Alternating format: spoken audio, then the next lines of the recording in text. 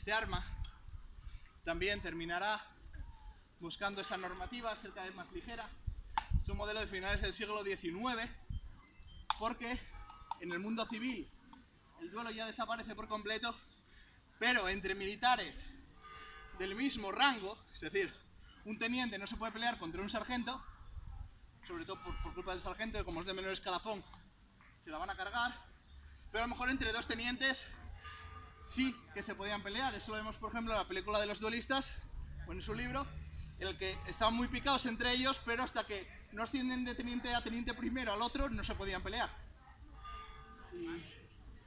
Y bueno, esto lo dicho, también se va convirtiendo en algo deportivo. He dejado para el final, por eso de poder hablar, el montante.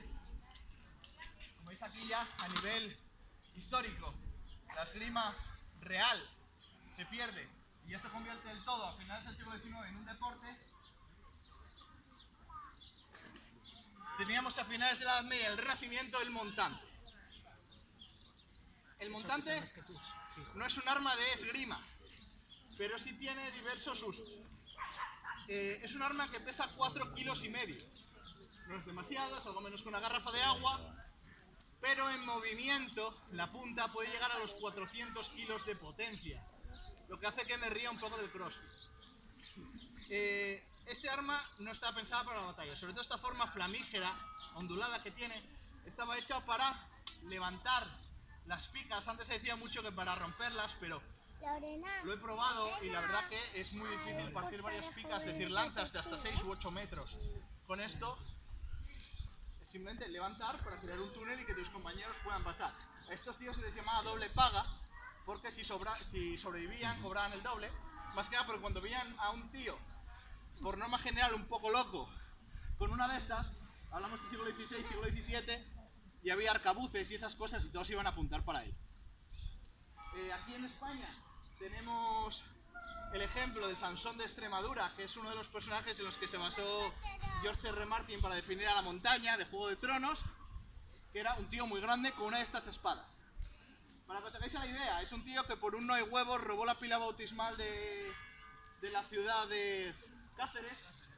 Cáceres también tirando una patada a la puerta de la catedral, imaginaos el grosor de la puerta de la catedral, y llevando la pila bautismal a su casa, pero luego decirle al obispo, no, ahora si quieres bautizar a mi sobrino vienes a mi casa. También lo subieron con una grúa, todo esto llevando armadura, lo subieron con una grúa a un castillo para que abriese la puerta por dentro, y cuando al ver que tardaba mucho consiguieron entrar y había conquistado solo el castillo. Era un tío un poco bastante loco, que también es el motivo por el cual se creó la Guardia Suiza, porque paró a los suizos, a 3.000 suizos en un puente que no había codo suficiente para poder disparar, y paró a 3.000 tíos él solo en un puente, porque nadie se atrevía a acercarse, no tanto porque matase a muchos. Bueno.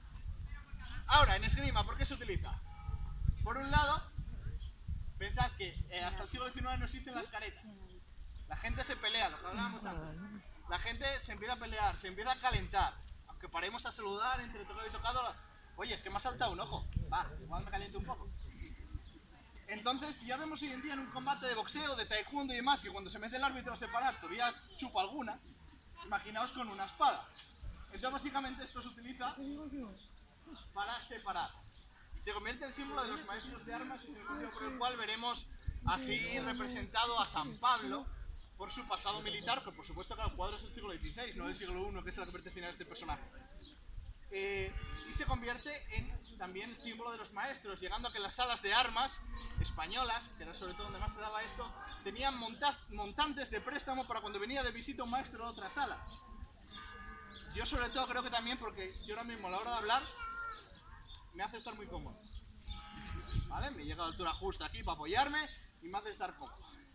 Pero su uso a día de hoy, y que también tenía en la época, y era obligatorio para aquellos que se querían presentar al examen de maestro, era demostrar el floreo. El floreo es bailar el montante, que su nombre también dicen que puede venir un poco de que te montas en él y donde te lleve, ya que si no pongo la pierna donde me pide el montante que la tengo que poner, me la rompe. Y hacer el floreo era lo primero, al revés que hoy, lo primero que hacían. Imaginaos que no tenemos barandillas y venís a ver una exhibición de esgrima en el siglo XVI. Pues yo me pongo a mover esto en círculos y os apartáis o os apartáis. Entonces por eso solían empezar utilizando esto, para hacer la distancia de seguridad más que nada. Es algo que se ve en Rimoret y Cortadillo, mucho floral. se ve ahí distintos poemas de la época y demás, pues cómo hacían los maestros de armas esto. Porque nos da una visión de lo que es la biomecánica y de cómo colocar exactamente los músculos. Voy a verlo un poco mejor que ayer, que como estaba el suelo mojado apenas lo pudimos mover, ya que como digo, si me caigo con esto, adiós. Es un arma que tengo que jugar muchísimo con la gravedad, sobre todo para frenar.